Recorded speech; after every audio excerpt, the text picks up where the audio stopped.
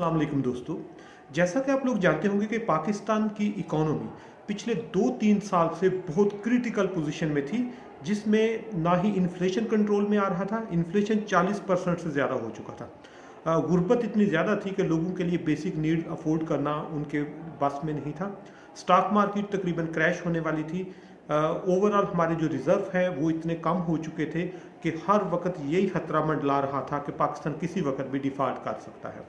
इसके साथ साथ जो सबसे वो ख़तरनाक चीज़ ये थी कि बिज़नेस एक्टिविटी ना होने के बराबर थी। बिज़नेस ऑलमोस्ट स्टॉप हो चुका था और उसकी एक बहुत बड़ी वजह ये थी कि सेंट्रल बैंक ने इंटरेस्ट रेट इतना ज़्यादा कर दिया हुआ था कि पाकिस्तान का दुनिया में सबसे ज़्यादा इंटरेस्ट रेट जा रहा था, जो 22% था।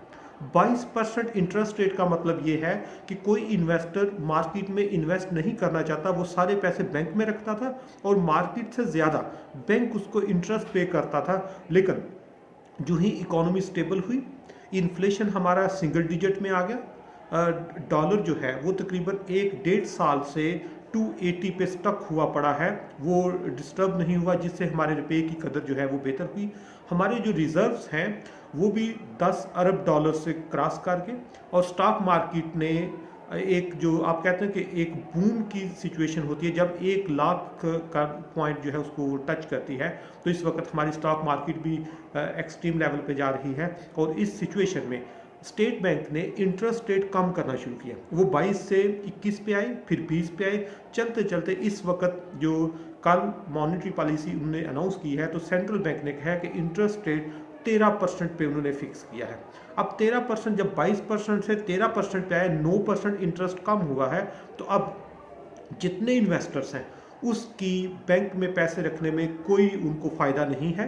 इसलिए वो कहेंगे कि इससे बेहतर है हम मार्केट में लगाएं, मार्केट में हमें ज़्यादा रिटर्न मिल सकता है। तो इसलिए आने वाले दिनों में जो ही ये इंटरेस्ट रेट कम हुआ है, इसका इम्पैक्ट ये आएगा कि जितने इन्वेस्टर या जितने लोगों ने सेविंग के लिए पैसे बैंक में रखे हुए हैं, उनको इंटरेस्ट उस पर प्रॉफिट बहुत कम मिलेगा, जिसकी वजह से वो ऑटोमेटिकली पैसा बैंक से उठाकर मार्केट में इन्वेस्ट करेंगे। और जब कोई भी इन्वेस्टर अपने जो पैसे हैं उसको मार्केट में इन्वेस्ट करता है, तो उससे प्रोडक्शन बढ़ती है। उससे जब जो ही प्रोडक्शन बढ़ती है, लोगों को रोज़गार मिलता है। रोज़गार मिलने से लोगों की इनकम बढ़ती है। जो ही इनकम बढ़ती है तो लोगों का कंजम्पशन लेवल बहुत हाई हो जाता है, और ये पूरा एक प्रॉस्पेरिटी का एक साइकिल चलता है। तो इसलिए ये जो इंटरेस्ट रेट कम हुआ है, इस पे हम उम्मीद कर सकते हैं कि इसमें एकदम से आपकी जो इन्वेस्टमेंट है वो बढ़ेगी, आपका रोज़गार बढ़ेगा। और इन्वेस्टमेंट भी पाकिस्तान में जो अट्रैक्टिव पैकेजेस हैं, जिस तरह हम एग्रीकल्चर में इस वक्त बहुत ज़्यादा इन्वेस्टमेंट हो रही है, रियल एस्टेट जो है उसमें लोग इसमें इन्वेस्ट करेंगे।